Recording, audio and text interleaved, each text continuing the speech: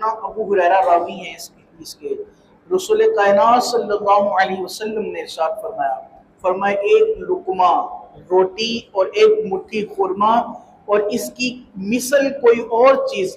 جس سے مسکین کو نفع پہنچے، فرمایا ان چیزوں کی وجہ سے اللہ 3 شخصوں کو جنت میں داخل فرمائے گا۔ بڑی ہی یہ راحت بانٹنے والی یہ حدیث ہے،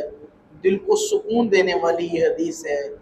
اور خوش کر دینے والا یہ حضور صلی اللہ علیہ وسلم کا فرمان ہے۔ فرمایا ایک لقمہ کسی کو روٹی دینا اور مٹھی بھر کسی کو کھجوریں دینا، فرمایا یہ چیزیں ہیں جو 3 لوگوں کو جنت میں داخل کرنے والی ہیں۔ عرض کیا گیا یا رسول اللہ علیہ وسلم کیسے؟ فرمایا ایک صاحب خانہ، گھر کا بڑا، گھر کا راہبر، گھر کا سربراہ، جس نے حکم دیا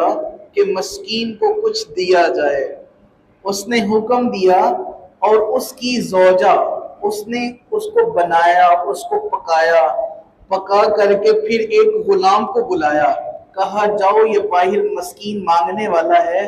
جاؤ اس کو یہ دے آؤ۔ میرے کریم مصطفیٰ صلی اللہ علیہ وسلم فرماتے ہیں جس نے حکم دیا اللہ اسے بھی جنت عطا فرمائے گا، جس نے اس کو بنایا جو اس کی زوجہ ہے اللہ اس کو بھی جنت عطا فرمائے گا، اور جس نے فقط پکڑ کر کے اگلے بندے تک پہنچا دیا میرے کریم مصطفیٰ فرماتے ہیں اللہ اسے بھی جنت عطا فرمائے گا۔